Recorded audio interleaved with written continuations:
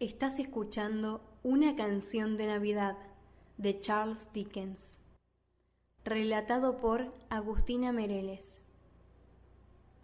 Prefacio.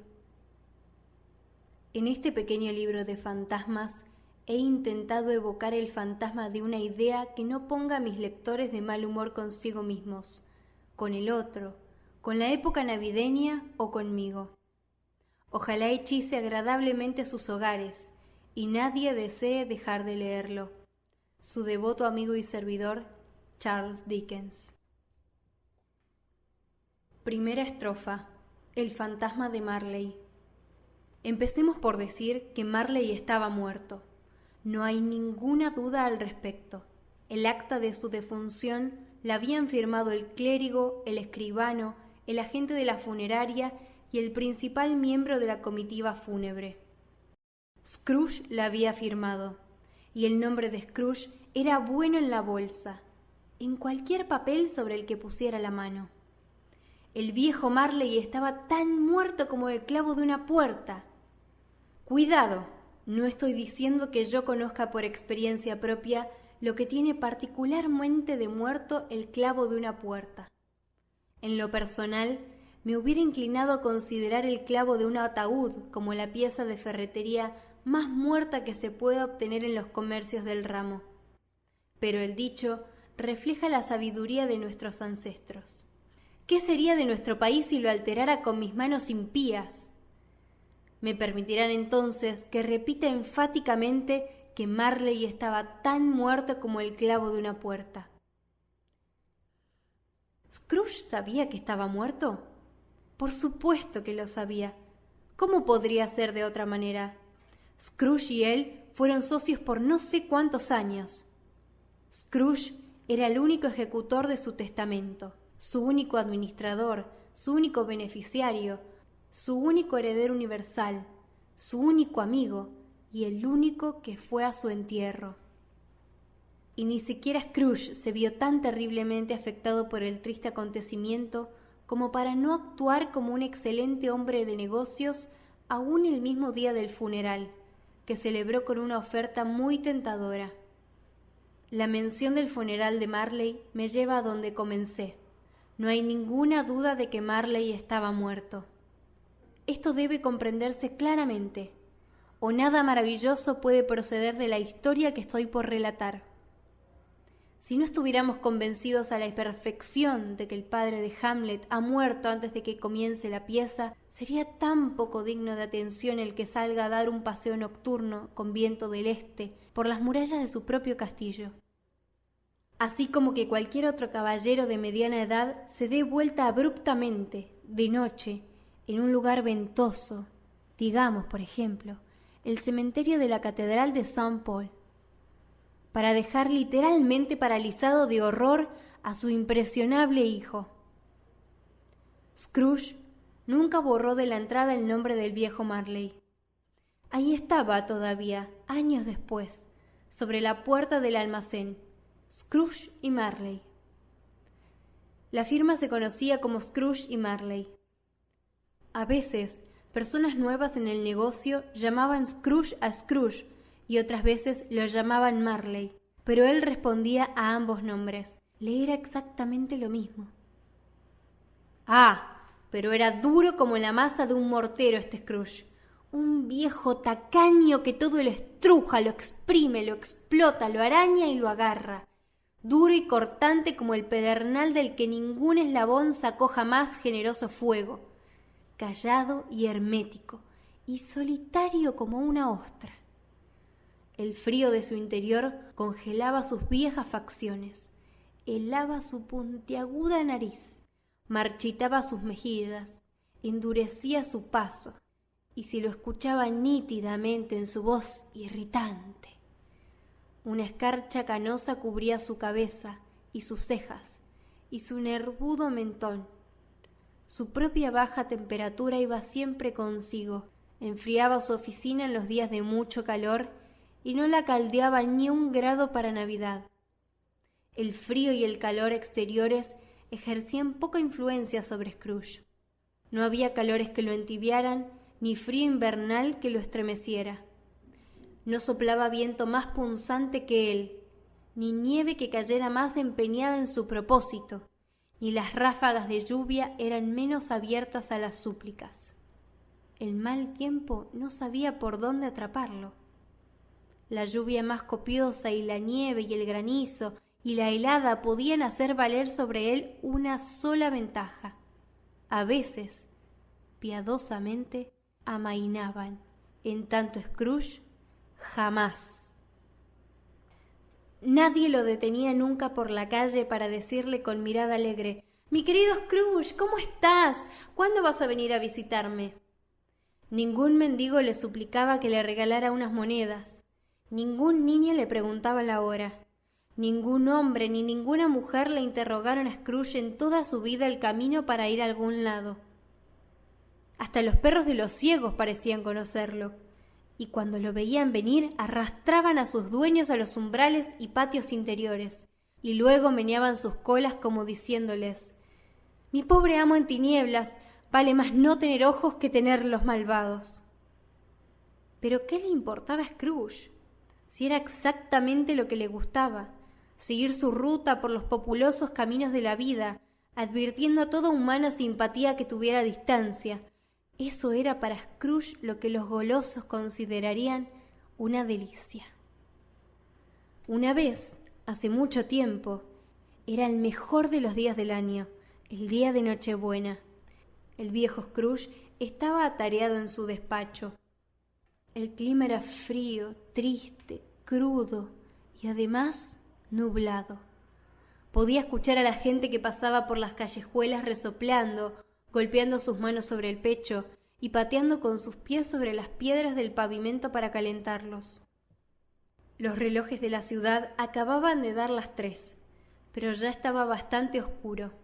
No había habido sol en todo el día, y las candelas brillaban en las ventanas de las oficinas vecinas como manchas rojizas en la palpable atmósfera gris. La niebla penetraba, derramándose por cada grieta y por el ojo de cada cerradura, y era tan densa afuera que aunque la calleja era de lo más angosta, las casas de enfrente eran meros fantasmas.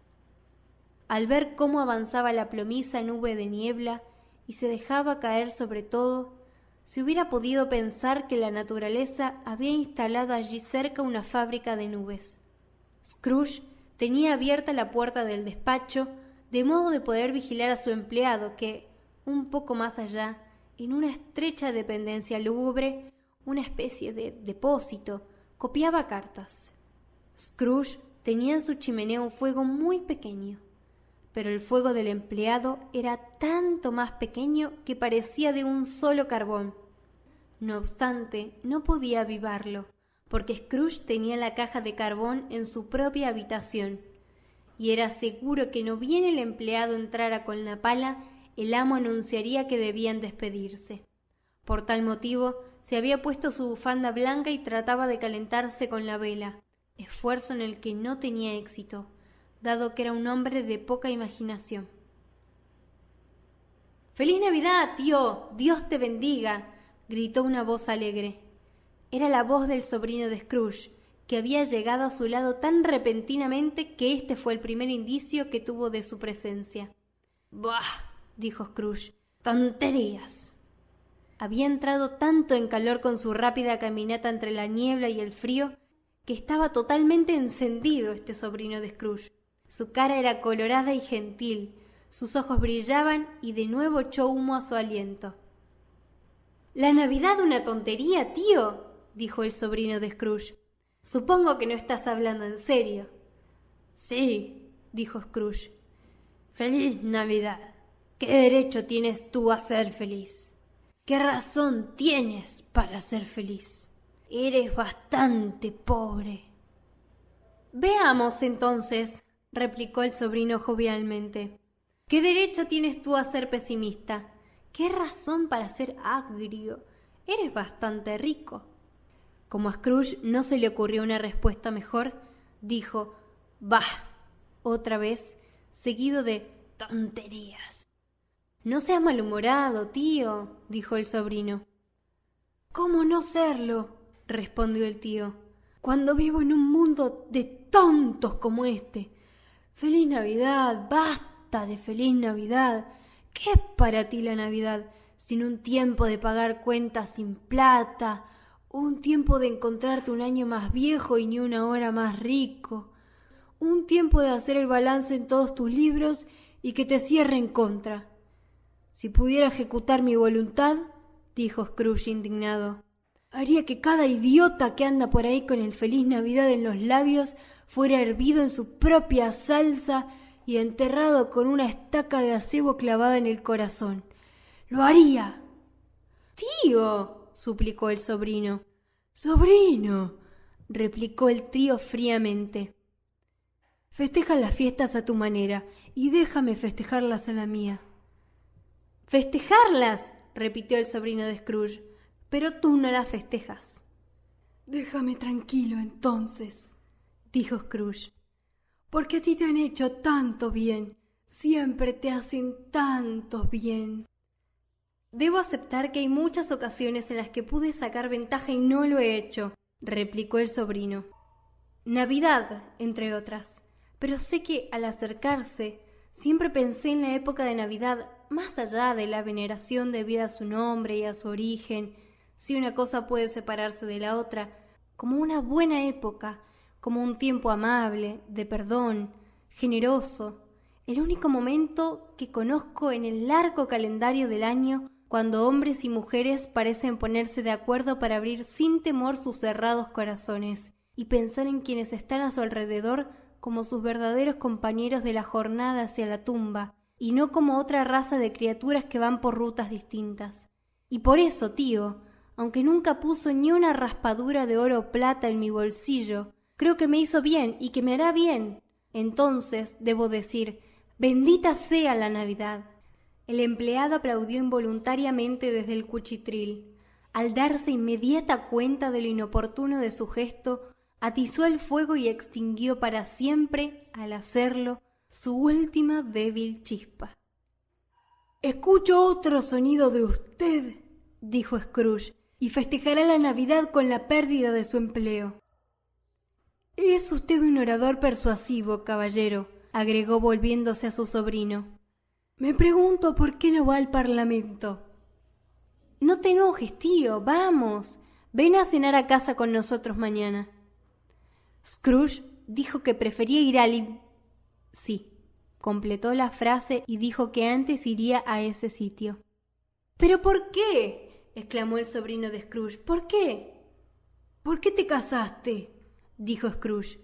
«Porque me enamoré». «¡Porque te enamoraste!», gruñó Scrooge como si el amor fuera la única cosa en el mundo más ridícula que un feliz Navidad. «Buenas tardes». «Ah, no, tío, nunca viniste a verme antes de que lo hiciera. ¿Por qué usarlo como excusa para no venir ahora?» «Buenas tardes», dijo Scrooge. «No quiero nada de ti, no te pido nada. ¿Por qué no podemos ser amigos?» «Buenas tardes», dijo Scrooge. «Me apena de todo corazón verte tan resuelto. Que yo me haya enterado, nunca hemos tenido ninguna pelea, pero hice el intento en honor de la Navidad y mantendré mi humor navideño hasta el final. Por lo tanto, ¡feliz Navidad, tío!». «Buenas tardes», dijo Scrooge. «Y feliz Año Nuevo». «Buenas tardes», dijo Scrooge. Su sobrino abandonó la habitación sin una palabra de enojo. Se detuvo en la puerta exterior para desearle felices fiestas al empleado, quien, congelado como estaba, fue más cálido que Scrooge, ya que le retribuyó de manera cordial. «He aquí otro personaje», masculló Scrooge, que los escuchó. «Mi empleado con 15 chelines a la semana, esposa e hijos, hablando de una feliz Navidad. Me voy a internar en Bedlam».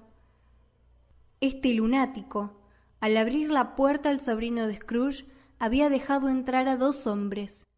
Eran caballeros corpulentos, de aspecto agradable, y ahora se encontraban, con el sombrero en la mano, en la oficina de Scrooge.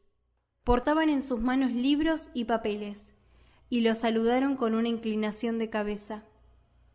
«La oficina de Scrooge y Marley, según creo», dijo uno de los caballeros contemplando su lista. Tengo el placer de dirigirme al señor Scrooge o al señor Marley. El señor Marley ha estado muerto durante los últimos 7 años, replicó Scrooge. Esta misma noche hace justo 7 años que murió. No tenemos dudas de que su generosidad está bien representada por su socio superviviente, dijo el caballero mientras presentaba sus credenciales. Por cierto lo estaba, ya que habían sido 2 almas gemelas.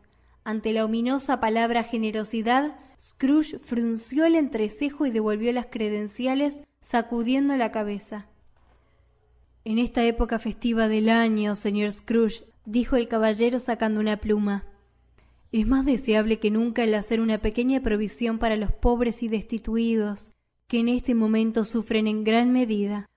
Muchos miles carecen de lo imprescindible para satisfacer las necesidades básicas.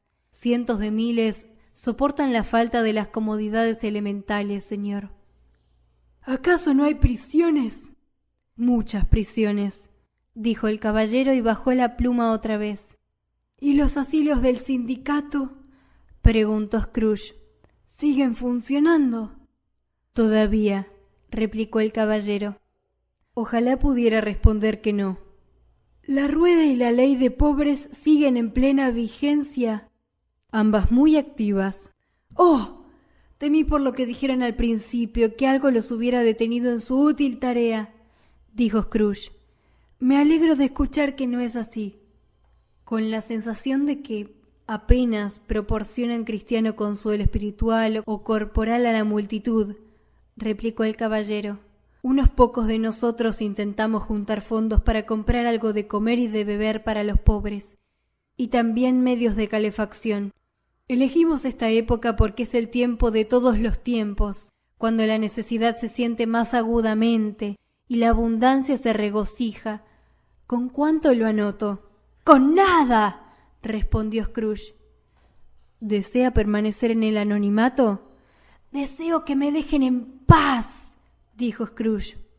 Ya que me preguntan qué deseo, caballeros, esa es mi respuesta. No soy feliz en Navidad y no puedo costear que gente perezosa lo sea. Ayudo a mantener a los establecimientos que he mencionado. Son bastante costosos y aquellos que sufren muchas urgencias deben ir allí. Hay muchos que no pueden ir allí y otros que antes preferirían morirse. Si prefieren morirse, dijo Scrooge, sería mejor que lo hagan y disminuyan el exceso de población. Por otra parte, y discúlpenme, no sé si eso es cierto. Pero podría saberlo, observó el caballero. No es asunto mío, dijo Scrooge. Es suficiente para un hombre conocer sus propios asuntos y no meterse en los de otras personas. Los míos no me tienen constantemente ocupado. Buenas tardes, caballeros.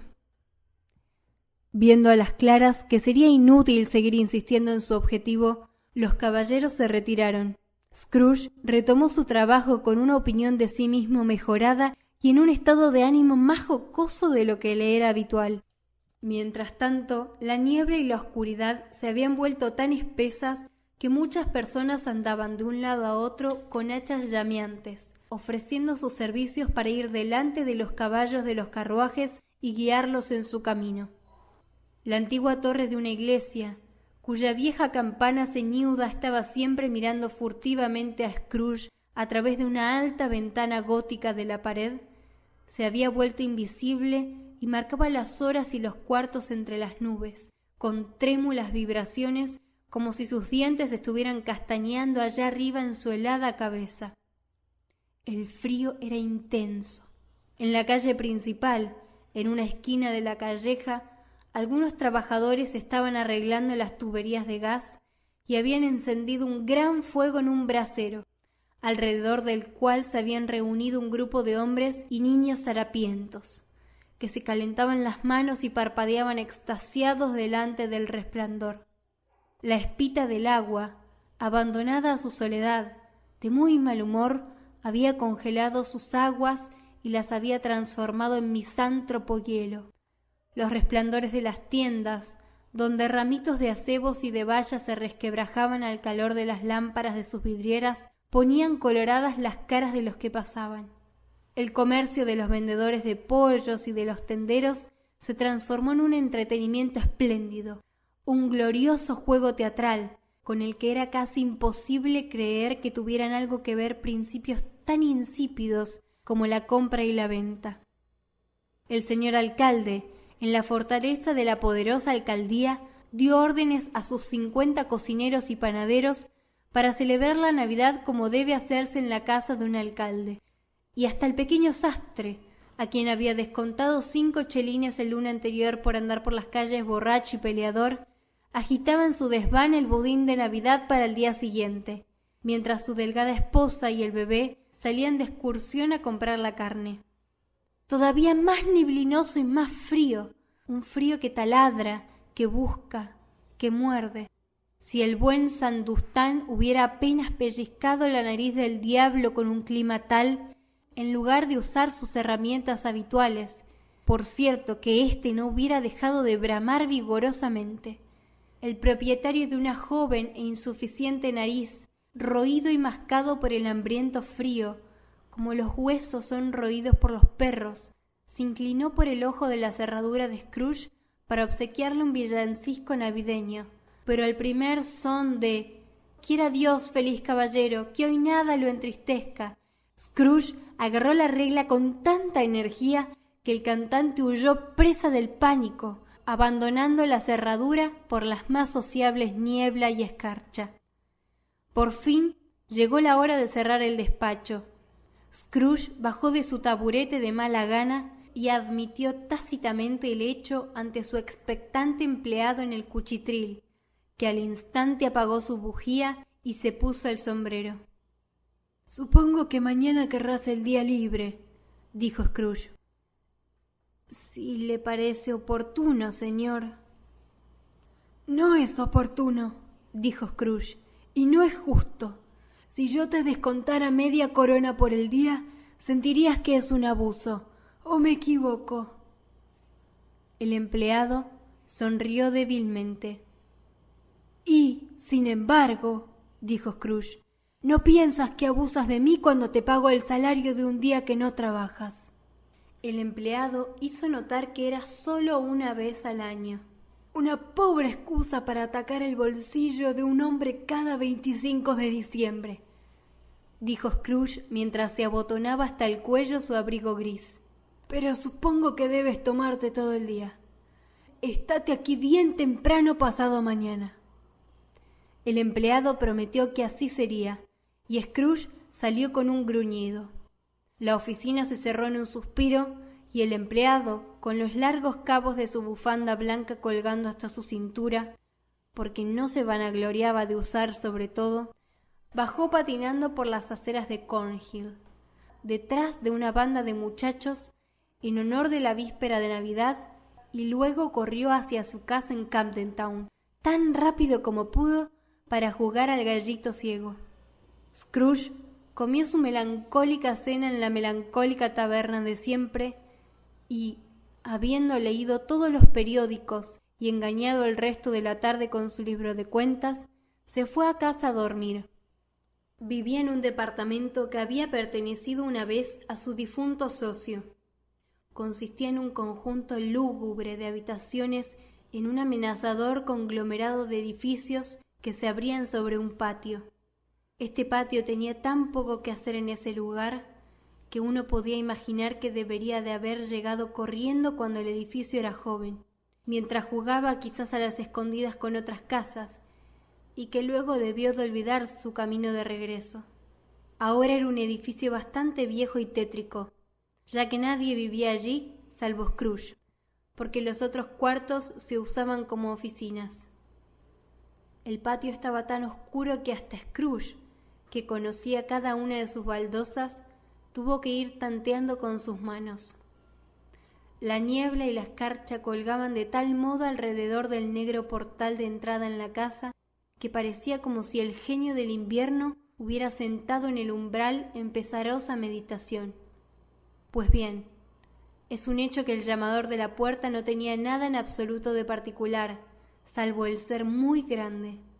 Es también un hecho que Scrooge lo había visto noche y día durante toda su estadía en ese lugar, y también que Scrooge tenía tan poco de lo que se conoce por imaginación como cualquier hombre de la ciudad de Londres, aun incluyendo, lo que es una declaración osada, la municipalidad, sus concejales y demás miembros.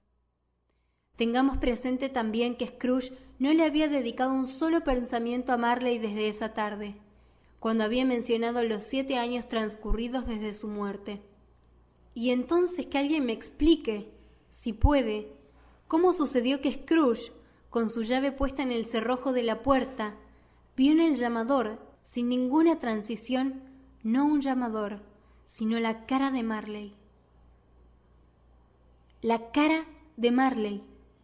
No estaba sumida en sombras impenetrables como los otros objetos del patio, sino que la rodeaba una luz lúgubre, como a una mala langosta en una bodega oscura.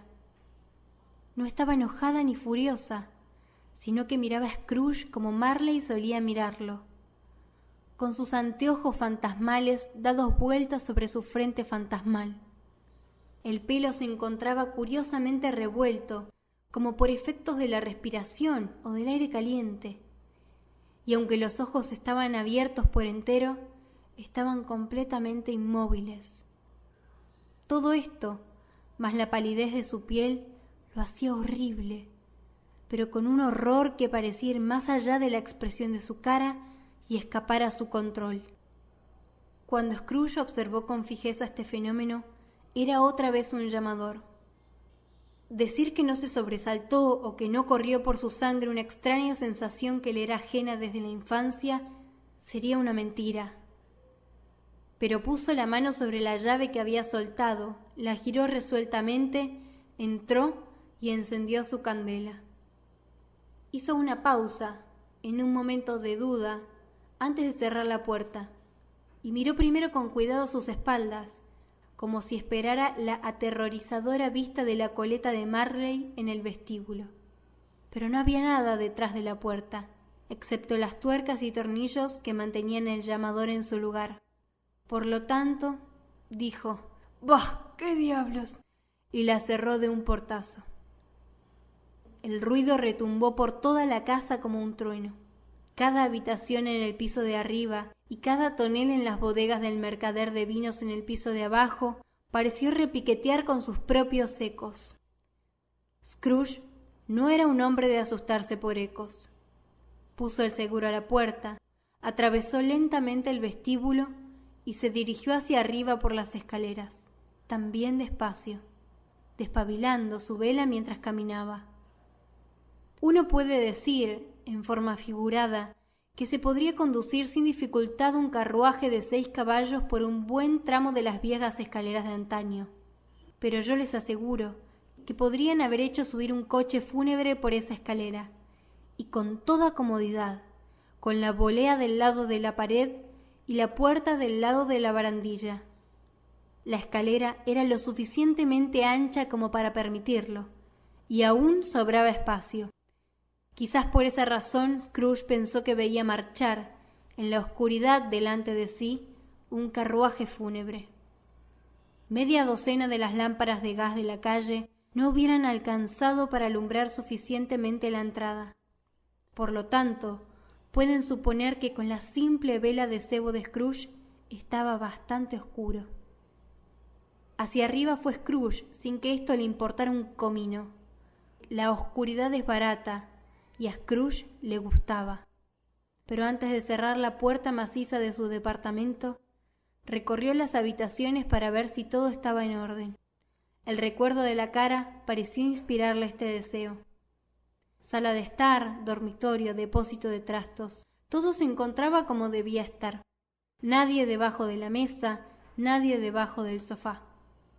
Un pequeño fuego en el hogar, cuchara y tazón preparados, y una pequeña cacerola con sopa de avena, porque tenía un poco de catarro, sobre la repisa de la chimenea.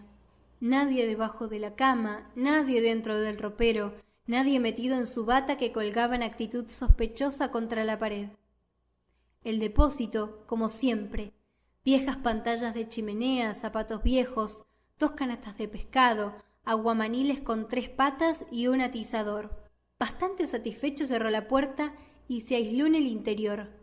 Se encerró con doble vuelta de llave, algo que no acostumbraba.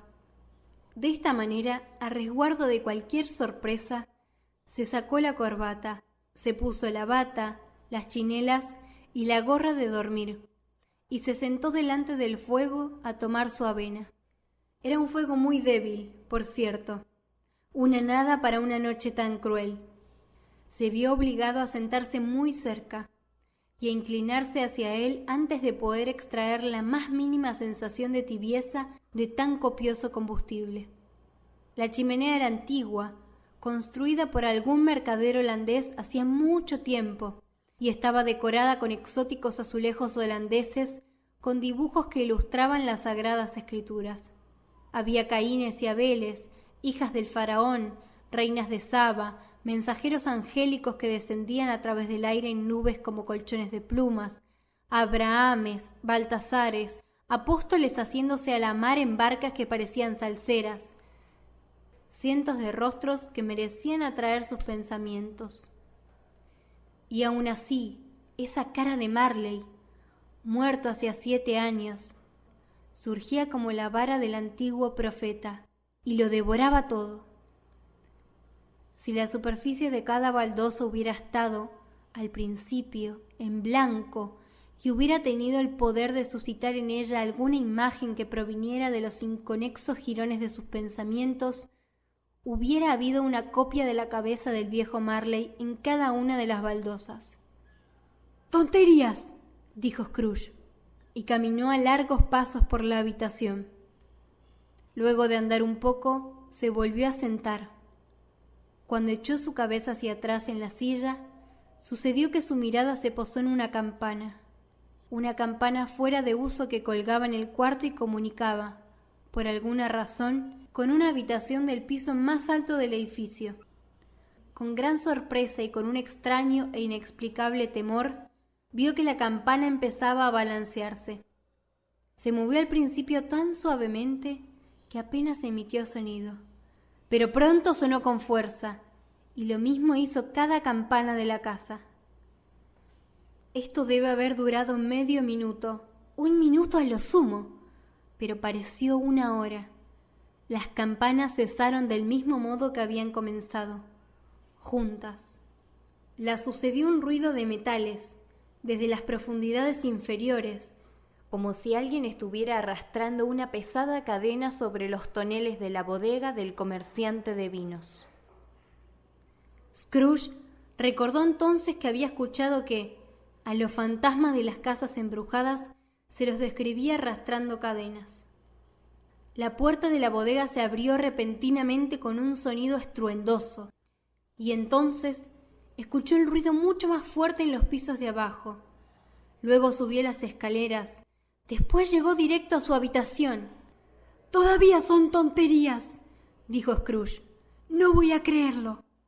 Sin embargo, sus colores cambiaron cuando, sin una pausa, pasó a través de la maciza puerta y penetró en la habitación ante sus ojos. A su entrada, la llama mortecina se levantó de un salto como si gritara: —¡Lo conozco! ¡Es el fantasma de Marley! Y cayó otra vez. La misma cara, exactamente la misma. Marley con su coleta, el chaleco, las medias y las botas de siempre. Las borlas de estas últimas, tan tiesas como su coleta. Los faldones de su abrigo y el cabello en su cabeza.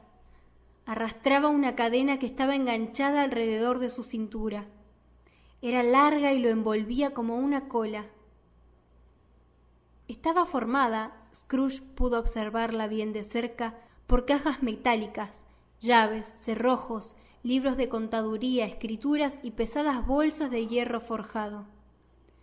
Su cuerpo era transparente, de modo tal que Scrooge, mirando a través de su chaleco, podía ver los 2 botones traseros de su abrigo. Scrooge había escuchado decir, a menudo, que Marley era un tipo sin entrañas, pero no lo había creído hasta ese momento. No, ni tampoco lo creía ahora, que examinaba de pies a cabeza la aparición ubicada delante de él, aunque sentía la helada influencia de sus ojos glaciales y podía notar hasta la textura del pañuelo que le envolvía la barbilla y la cabeza, que no había visto antes. Todavía no lo creía, y luchaba contra el testimonio de sus sentidos. «¿Qué es esto?», dijo Scrooge, cáustico y frío como siempre. «¿Qué quieres de mí?». «¡Mucho!». La voz de Marley no dejaba ninguna duda al respecto. «¿Quién eres?». «Pregúntame quién era». «Entonces, ¿quién eras?», dijo Scrooge alzando la voz. «Por ser una sombra eres bastante quisquilloso». «En vida era tu socio, Jacob Marley». ¿Puedes sentarte?», preguntó Scrooge mirándolo dubitativamente. «Puedo». «Entonces siéntate». Scrooge preguntó esto porque no sabía si un fantasma tan transparente iba a estar en condiciones de sentarse. Y percibió que, si esto era imposible, implicaría la necesidad de una explicación embarazosa. Pero el fantasma se sentó en el lado opuesto de la chimenea, como si estuviera muy acostumbrado a hacerlo. «¿No crees en mí?», observó el fantasma. «No», dijo Scrooge. «¿Qué pruebas precisarías de mi identidad, además de la de tus sentidos?». «No sé», dijo Scrooge. «¿Por qué dudas de tus sentidos?». «Porque», dijo Scrooge, «cualquier nimiedad los afecta. Un ligero desorden estomacal los engaña. Tú puedes ser un mordisco de carne, una mancha de salsa, una migaja de queso, un pedazo de papa mal cocida. En ti hay más de mostaza que de mortaja, quien quiera que seas». Scrooge no acostumbraba a hacer bromas ni se consideraba en lo profundo del corazón un auténtico bromista. La verdad es que trataba de parecer ingenioso como un medio de distraer su propia atención y mantener a raya su terror, porque la voz del espectro lo había alterado hasta la médula. Scrooge sentía que quedarse así sentado, contemplando con atención esos ojos fríos y helados, en silencio, era enfrentarse con el diablo. Había algo espantoso también en que el espectro estaba envuelto por su propia atmósfera infernal. Scrooge no la sentía en carne propia, pero esto era evidente, porque aunque el fantasma permanecía perfectamente inmóvil, su cabello, sus faldones y sus borlas se agitaban todavía como por efectos del vapor caliente de un horno. «¿Ves este escarbadientes?», dijo Scrooge, volviendo rápido a la carga por las razones que acabamos de consignar y deseando desviar de sí mismo el brillo de la mirada de piedra, aunque solo fueron por un segundo. «Lo veo», contestó el fantasma. «No lo estás mirando», dijo Scrooge. «Pero lo veo de todas maneras», dijo el fantasma. «Bueno», continuó Scrooge, «no tengo más que tragármelo y seré perseguido durante el resto de mis días por una legión de duendes, todos de mi propia creación. Tonterías, te lo aseguro, tonterías». Al escuchar esto, el espíritu lanzó un grito aterrador y sacudió su cadena con un ruido tan lúgubre y escalofriante que Scrooge se agarró fuertemente de su silla para no desmayarse. Pero cuánto más grande fue su horror cuando el espectro se quitó la banda que tenía alrededor de la cabeza, como si le diera demasiado calor al estar adentro, y su mandíbula inferior cayó sobre su pecho. Scrooge se puso de rodillas y juntó sus manos delante de su cara. «¡Piedad!», dijo. «Temible aparición, ¿por qué me atormentas?». «Hombre de mente materialista y mundana», replicó el fantasma, «¿crees o no crees en mí?». «Creo», dijo Scrooge, «tengo que creer, pero ¿por qué los espíritus caminan por la tierra y por qué vienen a mí?». «Se requiere a todo hombre», replicó el fantasma, «que el espíritu que mora en su interior salga al encuentro de sus semejantes y viaje hacia ellos en todas direcciones. Si el espíritu no lo hace en vida, está condenado a hacerlo después de la muerte. Está sentenciado a vagar por el mundo. ¡Ay, pobre de mí! Y a ser testigo de lo que ya no puede compartir, pero que pudo haber compartido en la tierra y haber transformado en felicidad». Otra vez El espectro gritó, sacudió su cadena y se retorció las manos de sombra. «Estás encadenado», dijo Scrooge temblando. «Cuéntame por qué». «Llevo la cadena que forjé en vida», respondió el fantasma. «La construí eslabón a eslabón y centímetro a centímetro. Me la ceñí libremente y la llevé por mi propia voluntad. ¿Te resulta un modelo desconocido?» Scrooge temblaba cada vez más. «O quisieras conocer», prosiguió el fantasma, «la longitud y el peso de la fuerte cola que tú mismo cargas. Era tan pesada y tan larga como esta hace 7 noches buenas, y desde entonces has seguido trabajando sobre ella. Es una poderosa cadena». Scrooge miró el piso a su alrededor, como si esperara encontrarse rodeado de unas 50 o 60 brazas de cable de hierro, pero no pudo ver nada. «Jacob», dijo suplicante, «viejo Jacob Marley, sigue hablándome. Jacob, dame algún consuelo». «No tengo ninguno para darte», replicó el fantasma. «Viene de otras regiones, Ebenezer Scrooge, y es impartido por otros ministros a otro tipo de hombres. Tampoco puedo decirte todo lo que quisiera. Solo se me permite un poco más de tiempo. No puedo descansar, no puedo demorarme, no puedo quedarme en ningún sitio. Mi espíritu nunca fue más allá de nuestra oficina. Préstame atención.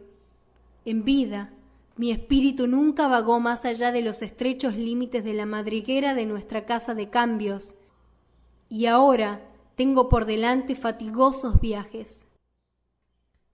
Era una costumbre de Scrooge meterse las manos en los bolsillos del pantalón cada vez que estaba pensativo. Así lo hizo mientras reflexionaba sobre lo que había dicho el fantasma, pero sin levantar la vista y aún arrodillado. «Has de haber sido muy lento, Jacob», observó Scrooge, al modo de un hombre de negocios, aunque con humildad y deferencia. «¿Lento?», repitió el fantasma. «Muerto 7 años», musitó Scrooge. «¿Y todo ese tiempo viajando?» «Todo el tiempo», dijo el fantasma. «Sin descanso, sin paz, con la incesante tortura del remordimiento». «¿Viajas rápido?», preguntó Scrooge. «En las alas del viento», replicó el fantasma. «Habrás recorrido gran parte de la tierra en 7 años», dijo Scrooge. El fantasma, al escuchar esto, gritó otra vez e hizo rechinar su cadena tan horriblemente en el silencio mortal de la noche que hubieran podido llevarlo preso por alterar el orden. «Sí, prisionero, atado y cargado de cadenas», exclamó el fantasma, «por no saber que aún con siglos de incesante esfuerzo de seres inmortales, esta tierra va a pasar a la eternidad antes de que se desarrolle en ella todo el bien de que es capaz. Por no saber que todo espíritu cristiano que trabaje generosamente en su pequeña esfera, cualquiera que sea, encontrará demasiado corta su vida mortal para emplear todas sus capacidades de ser útil. Por no saber que no hay remordimiento suficiente para reparar la oportunidad perdida de una vida entera. Pero así era yo. Sí, así era yo». «Pero siempre fuiste un buen hombre de negocios, Jacob», balbuceó Scrooge, que había empezado a aplicar todo esto a sí mismo. «¡Negocios!», gritó el fantasma restregándose las manos otra vez. «El género humano era mi negocio, el bienestar común era mi negocio, la caridad, la compasión, la tolerancia y la benevolencia eran todos ellos mi negocio. Mis acuerdos comerciales no eran sino una gota de agua en lo que comprendía el océano de mi negocio». Levantó la cadena con sus brazos extendidos como para mostrar la razón de su infructuoso dolor y la dejó caer pesadamente sobre el piso otra vez. «En esta época del año que termina», dijo el espectro, es cuando sufro más. Cómo caminé a través de multitud de seres humanos con mis ojos vueltos hacia abajo y no los alcé nunca hacia esa bendita estrella que guió a los Reyes Magos a un pobre pesebre. ¿A cuántos pobres hogares su brillo me hubiera conducido a mí? Scrooge, muy consternado al escuchar que el espectro hablaba de esta manera, empezó a temblar en grado sumo. «Escúchame», gritó el fantasma. «Mi tiempo se está acabando». «Te escucharé», dijo Scrooge, «pero compadécete de mí y no seas tan retórico, Jacob. Por favor». «No me puedo explicar cómo es que me aparezco en una forma que puedas ver. Te he estado contemplando invisible durante muchos días». No era una idea agradable. Scrooge se estremeció y se enjugó la transpiración de la frente. «Y no era pequeña parte de mi penitencia», prosiguió el fantasma. «Estoy aquí esta noche para avisarte que todavía tienes una posibilidad y una esperanza de no correr la misma suerte que yo. Una posibilidad y una esperanza que yo te brindo, Ebenezer». «Siempre fuiste un buen amigo», dijo Scrooge. «Gracias». «Vas a ser visitado», continuó el fantasma, «por 3 espíritus». Scrooge quedó tan boquiabierto como momentos antes lo había estado el fantasma. «¿Esas son la posibilidad y la esperanza de las que hablabas, Jacob?», preguntó vacilante. «Esas son». «Yo creo que prefiero no tenerlas», dijo Scrooge. «Si no te visitan», dijo el fantasma, «no podrás evitar el camino que recorro. Espera al primero mañana, cuando las campanas den la 1». «¿No podrían venir todos juntos? Así termino de una vez, Jacob», insinuó Scrooge. «Espera al segundo la noche siguiente a la misma hora. El tercero a la tercera noche, cuando haya dejado de sonar la última campanada de las 12. Mírame por última vez, y por tu propio bien, recuerda que esto ha sucedido entre nosotros». Después de pronunciar estas palabras, el espectro tomó la venda de la mesa y se la ató alrededor de la cabeza como antes. Scrooge supo todo esto por el sonido que hicieron sus dientes cuando las mandíbulas volvieron a estar en su lugar gracias al vendaje. Se animó a alzar los ojos otra vez y se encontró con su sobrenatural visitante que lo miraba de frente en una postura erguida, con la cadena enrollada alrededor del brazo. La aparición se separó de él caminando de espaldas, y a cada paso que daba, la ventana se abría un poco por sí sola, de modo que, cuando el espectro llegó hasta ella, estaba completamente abierta. Le pidió a Scrooge que se aproximara, y éste lo hizo. Cuando estuvieron a 2 pasos uno del otro, el fantasma de Marley alzó la mano, advirtiéndole que no se acercara más. Scrooge se detuvo, no tanto por obediencia como por sorpresa y miedo, ya que cuando el espectro levantó la mano, empezó a percibir en el aire ruidos confusos, sonidos inconexos de pesar y arrepentimiento, gemidos de autocrítica indeciblemente doloridos. El espectro, después de prestar atención por un momento, se unió a la fúnebre endecha y salió flotando hacia la noche negra y oscura. Scrooge fue hasta la ventana, muerto de curiosidad. Miró hacia afuera. El aire estaba lleno de espectros que vagaban de un lado a otro en una prisa sin descanso y que gemían a medida que avanzaban. Al igual que el fantasma de Marley, todos llevaban cadenas. Unos pocos, quizás, el gabinete de algún mal gobierno, estaban encadenados juntos. Ninguno era libre. A muchos, Scrooge los había conocido personalmente cuando estaban vivos. En especial, había tenido bastante trato con un viejo fantasma de chaleco blanco, con una enorme caja de caudales encadenada al tobillo, que lloraba de pena por no poder ayudar a una infeliz mujer con un niño que veía abajo, sentada en el escalón de una puerta. Estaba claro que la desgracia de todos consistía en que deseaban intervenir para bien en las vidas de los hombres, y habían perdido, para siempre, la capacidad de hacerlo. Scrooge no pudo ver si estas criaturas se desvanecieron en la niebla o si la niebla las envolvió como una mortaja, pero ellas y sus voces fantasmales desaparecieron al mismo tiempo, y la noche volvió a ser la misma de cuando él había regresado a casa. Cerró la ventana y examinó la puerta por donde había entrado el fantasma. Estaba cerrada con 2 vueltas de llave, como lo había hecho con sus propias manos, y los cerrojos no habían sido tocados. Intentó decir tonterías, pero no pasó de la primera sílaba. Y ya fuera por la emoción que había experimentado, por el cansancio del día, por su vislumbre del mundo invisible, por la sombría conversación del fantasma o por lo tardío de la hora, sintió una gran necesidad de descansar y se fue derecho, sin desvestirse, a la cama, donde se quedó dormido al instante.